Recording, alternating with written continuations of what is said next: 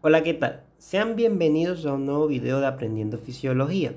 Hoy estaremos hablando de las fuerzas de Starling, así que los invito a que se queden hasta el final del video y también a que se suscriban.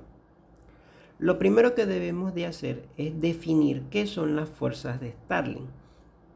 Las podemos definir como aquellas presiones que controlan el movimiento de líquido a través de una pared capilar, donde vamos a tener dos premisas importantes. Una de ellas es que todo movimiento neto de líquido desde el interior del capilar hasta el exterior se le conocerá con el nombre de filtración, y todo movimiento neto de líquido desde el exterior del capilar hasta su interior se le conocerá con el nombre de absorción.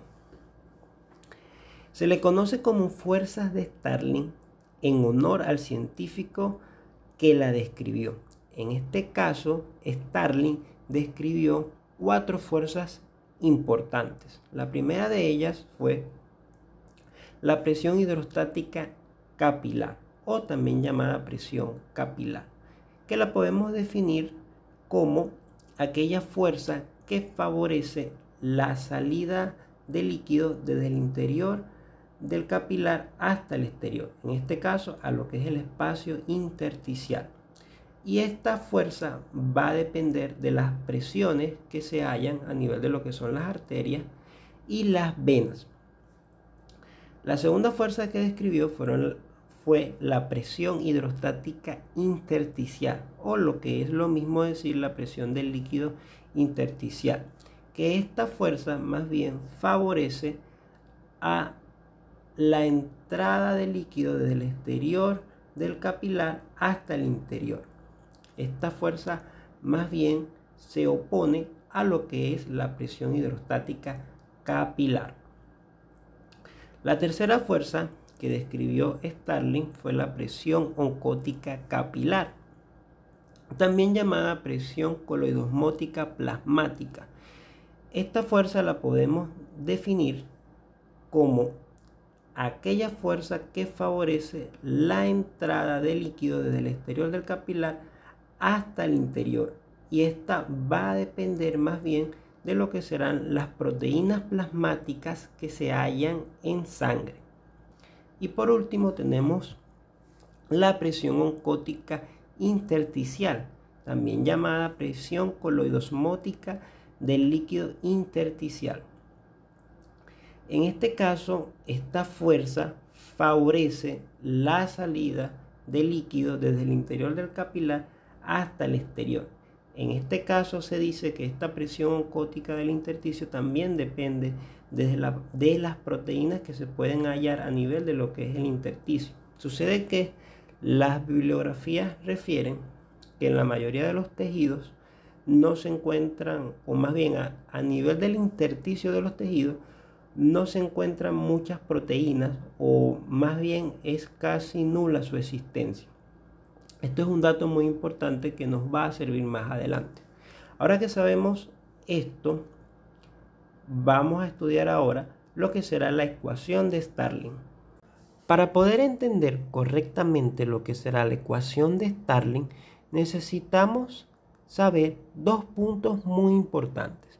El primero de ellos es: ¿cuál es el objetivo de la ecuación de Starling?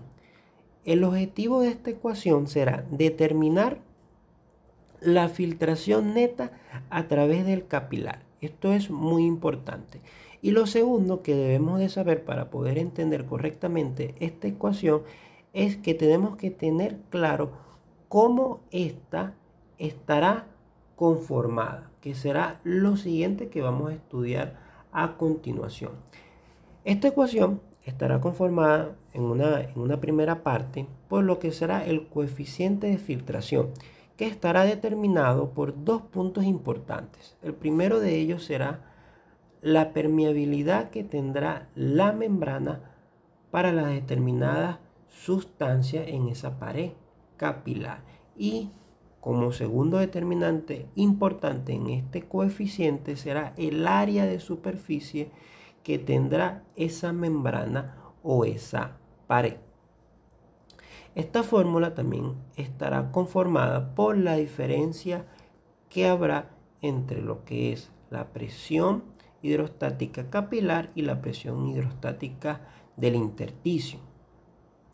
También tendremos que estará conformada por un coeficiente de reflexión, que en este caso lo vemos reflejado con el signo de sigma. Este coeficiente de reflexión hace referencia a la permeabilidad que tendrá la membrana a las diferentes proteínas. En este caso, este coeficiente tendrá un valor de 0 hasta 1. Cuando tenemos el valor de 1, este hace referencia a que la membrana es totalmente impermeable a las proteínas. En cambio, cuando nos acercamos más al 0, esto hace referencia a que esa membrana es más permeable a las diferentes proteínas. Esto es muy importante. Por último, en esta ecuación también tendremos la diferencia entre lo que será la presión oncótica del capilar y la presión oncótica del intersticio. Y ahora que sabemos esto, podemos dar ahora un ejemplo de esta ecuación. Como ejemplo, vamos a usar los capilares glomerulares para poder explicar mucho mejor esta ecuación. Y vamos a ir sustituyendo poco a poco los valores en esta fórmula. Vamos a iniciar por lo que será el coeficiente de filtración. Sucede que este coeficiente de filtración no lo podemos medir directamente, sino que tenemos que apoyarnos en una fórmula experimental para poder dar con su valor. En este caso, esta fórmula nos dice que el coeficiente de filtración será igual a la filtración a nivel del glomérulo entre la presión neta de filtración. Sucede que la filtración a nivel del glomérulo ya está estandarizada. Nos dice que su valor es de 125 ml por minuto. Existe una fórmula, por supuesto, para poder dar con este valor, pero esto ya compete a otro video que vamos a hacer a futuro. Ya que tenemos el valor de la filtración glomerular, nos falta tener ahora lo que es el valor de la presión neta de filtración. Y para ello tenemos ya una fórmula muy bien establecida, que la podemos definir como la suma algebraica de las presiones hidrostáticas con las presiones oncóticas. Ahora vamos a sustituir los valores que nos dan a nivel de los capilares glomerulares, en este caso, para cada una de sus presiones. Si lo hacemos, nos va a quedar de esta manera. Un dato importante, aquí vamos a tomar netamente el número y lo vamos a colocar directamente en la fórmula. No nos vamos a complicar con las reglas matemáticas, porque les voy a explicar un dato muy importante, ya que esta ecuación es un poco especial. Si lo hacemos, vamos a tener que, para lo que es la presión hidrostática capilar, será igual a 60 milímetros de mercurio. Para la presión hidrostática a nivel de la cápsula de Bowman, que equivale a la presión intersticial, será igual a 18 milímetros de mercurio. Y la presión oncótica a nivel del capilar será de 32 milímetros de mercurio. Sucede que la presión oncótica a nivel del espacio de Bowman es inexistente, porque lo normal es que no haya proteínas a nivel de lo que es este espacio. Entonces ahí no tenemos ningún tipo de presión. Entonces, si hacemos este cálculo, vamos a tener que la presión neta de filtración será igual a 10 milímetros de mercurio. Y como pueden ver, ya tenemos los dos valores necesarios para poder hacer el cálculo del coeficiente de filtración. Entonces, si nosotros hacemos esto, vamos a tener que el coeficiente de filtración será igual a 12.5 ml por minuto por milímetros de mercurio. Ahora, con esto podemos sustituir todos los valores de la fórmula. Si lo hacemos, nos va a quedar de esta manera. Entonces, como pueden ver aquí, recuerden que el coeficiente de reflexión, lo normal es que vaya de 0 a 1 y lo normal es que sea 1. Entonces, si a nivel de lo que es el capilar glomerular, este coeficiente de reflexión es igual a 1 porque no deja pasar proteína. Esto quiere decir que esa membrana es totalmente impermeable. Entonces, si multiplicamos 1 por este valor, nos va a quedar exactamente igual. Ahora, si hacemos este resultado o estos valores, si hacemos estas sumatorias, nos vamos a tener que esta ecuación nos debería dar igual o casi igual que la filtración glomerular. Entonces, si lo hacemos, vamos a tener que la ecuación de Starling es igual a 125 ml por minuto. Si nosotros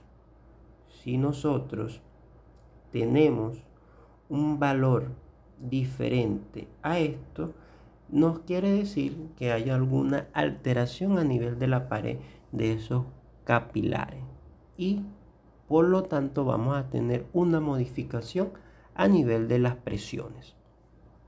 Sucede que estas fuerzas van a tener una determinada dirección, justo como lo explicamos al principio del video. Lo normal es que estas fuerzas sean positivas, pero puede suceder que por determinadas razones, más que todo patológicas, estas fuerzas se pueden negativizar y la dirección de las mismas tiende a invertirse. Recordemos que, por ejemplo, para lo que es la presión del líquido intersticial, esta presión va a favorecer a la entrada del líquido al interior del capilar. Pero por determinadas razones, si esta presión se vuelve negativa, más bien va a favorecer a la salida del líquido de esos capilares. Para el ejemplo que nosotros acabamos de ver de los capilares glomerulares, todas sus presiones son positivas y entonces al momento de sustituir estos valores en la fórmula, lo hacemos de manera directa, sin preocuparnos tanto por tantos parámetros matemáticos. Pero puede suceder que en estados patológicos la dirección normal de estas presiones cambie y ahí sí tenemos que tener cuidado al momento de sustituir estos valores. Pero esto no es lo común. Lo fisiológico es que estas fuerzas sean positivas y las podamos sustituir sin muchos problemas. Y además de ello, existen otras fórmulas donde nosotros podemos hacer un cálculo de los estados patológicos para saber cuál es la filtración. Pero eso es ya otro tema. Y con esto llegamos al final del video. Si te gustó, te invito a que te suscribas y también comparte con todos tus amigos.